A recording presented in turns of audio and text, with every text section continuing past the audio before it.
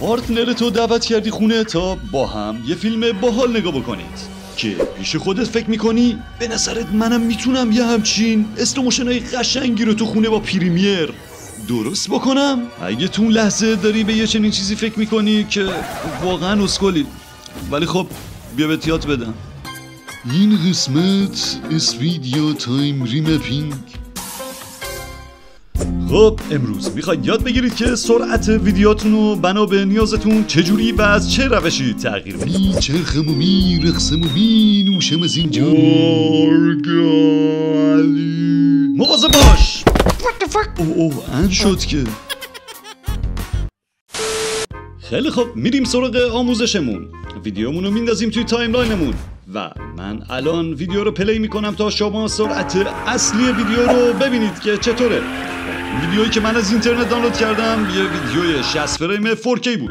خب برای اینکه سرعت این ویدیو رو تغییر بدیم روی ویدیو راست کلیک میکنیم و از اینجا گزینه اسپید دیوریشن انتخاب میکنیم. خب یه همچین کادری برامون باز میشه. تو باکس اسپید هرچی عدد رو به سمت بالاتر ببرید سرعت ویدیوتون بیشتر و اگه به سمت منفی ببرید سرعت ویدیوتون کمتر میشه. میتونید از قسمت دیوریشن هم با این عدد انجام بدید و اگه عدد رو به سمت راست ببرید سرعت ویدیوتون کمتر میشه و اگه به سمت چپ ببرید سرعت ویدیوتون بیشتر خواهد شد. خب وقتی سرعت ویدیومون بیشتر میشه مدت زمانش توی تایملاین هم کوتاه‌تر میشه. میبینید ویدیو کوتاه‌تر شده. خب باگ قضیه اینه که سرعت ویدیو زیاد شده و ویدیو یه جایی قطع میشه ولی صدا همچنان تا بی‌نهایت ادامه داره. خب چیکار بکنیم یه چنین چیزی؟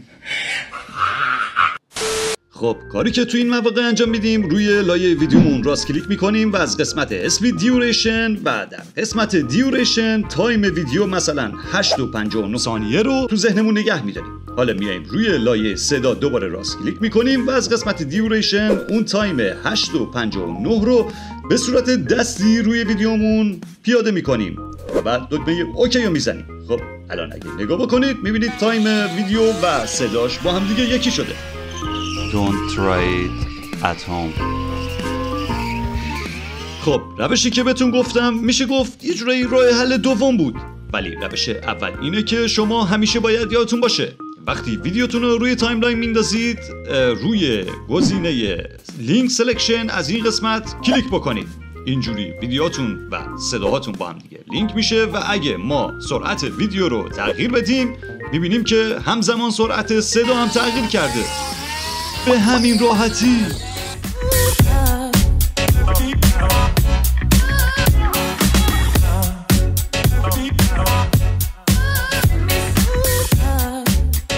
گرگلی ریورس چیه؟ گرگلی ریورس هم میگی؟ خیلی خوب، ریورس کردن واقعا کار راحتیه. ما فوتیجمون رو داخل تایملاین میکنیم. من ویدیو رو پلی میکنم. زمانی که من این ویدیو رو دانلود کردم سرعت استاندارد ویدیو به صورت آهسته بوده و من میخوام اونو به حالت نرمال برگردونم. پس از قسمت پروژکت روی ویدیو راست کلیک میکنم و از قسمت مودیفای گزینه اینترپرت رو انتخاب میکنم. خب از اینجا ما متوجه میشیم ویدیویی که دانلود کردیم 30 فریم بوده. پس من FPS رو به 30 تغییر میدم. خب اگه من پلی بکنم شما میبینید که هیچ تغییری نکرده چون من تازه FPS و فریم ریت رو یکی کردم. برای اینکه سرعت افزایش پیدا بکنه FPS رو کمی بالاتر میبرم، مثلا میکنم 50. خب دیدید که اینم یه روش دیگه از افزایش سرعت بود. خب اگه من توی تایملاین روی فوتیجم زوم بکنم میبینید یه قسمتایی از فوتیجم به صورت هاشور خورده هستش. وقتی ما سرعت ویدیو رو بالا میبریم طول فوتیج ما تغییر میکنه و کوتاه میشه. من قسمت‌های هاشور خورده رو حذف میکنم چون دیگه هیچ محتوایی توش وجود نداره. خب حالا که سرعت ویدیومون رو به حالت استاندارد برگردوندیم میریم سراغ ریورس کردن. خب من ویدیو رو پلی میکنم و بنا به سلیقه خودم میذارم ماشین یه چیزی هولوش 360 درجه بچرخه. خب از اینجا به بعد ویدیو رو دیگه نیاز ندارم، پس میرم سراغ ابزار ریزر تول و یه برش میدم و قسمت اضافی رو حذف میکنم. بعد حذف از ویدیومون یه دوپلیکیت میگیریم و ویدیو رو میاریم جلوی ویدیوی اول میذاریم. حالا روی ویدیوی دوممون راست کلیک میکنیم و از این قسمت یعنی اسپید دیوریشن وارد این باکس میشیم و تیک گزینه ریورس رو میزنیم و اوکی میکنیم. خب ریورس کردن رو یاد گرفتید. به همین راحتی.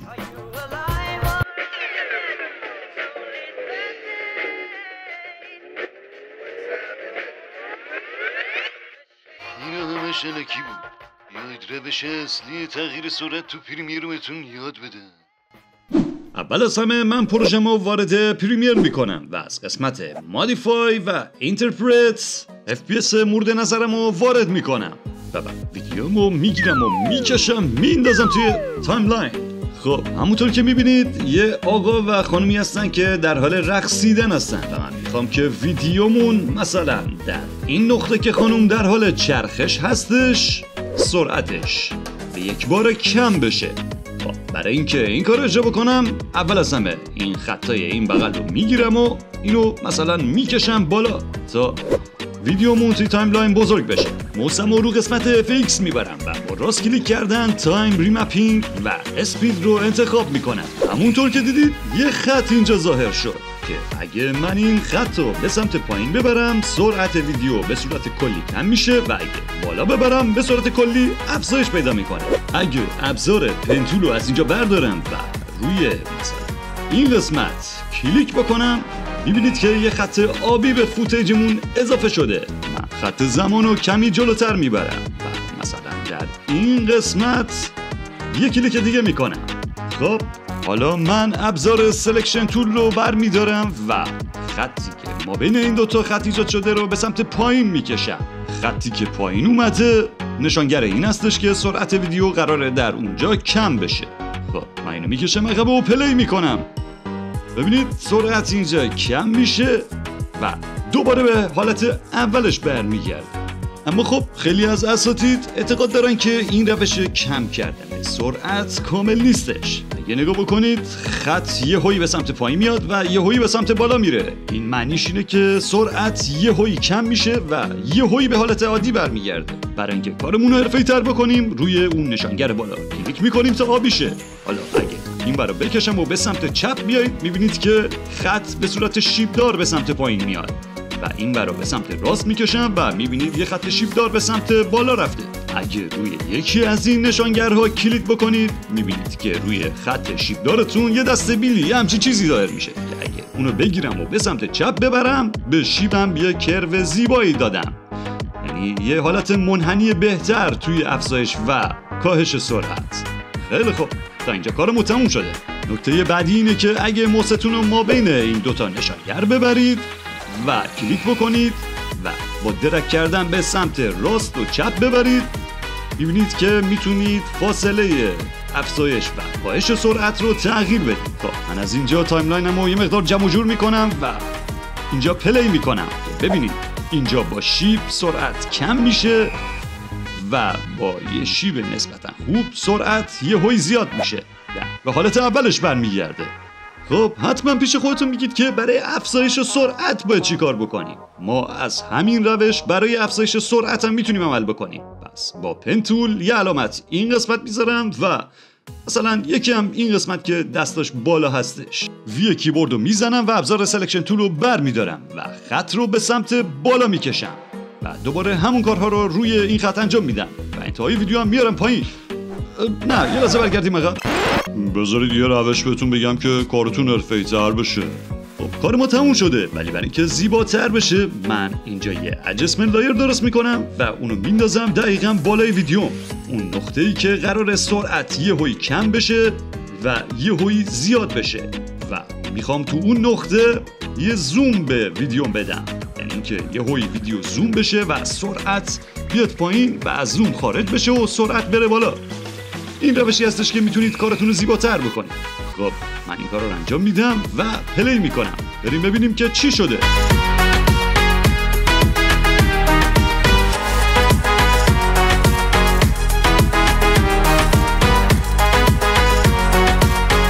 خب بهتون تبریک میگم، شما به همین راحتی مبحث تایم ریمپینگ رو یاد گرفتید.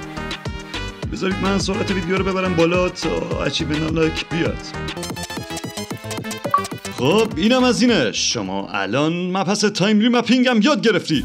حالا زمان در دستان توست. راستی پیج گرگلی رو سابسکرایب نکنی ها. آخه میترسم الانگوات بشکنی.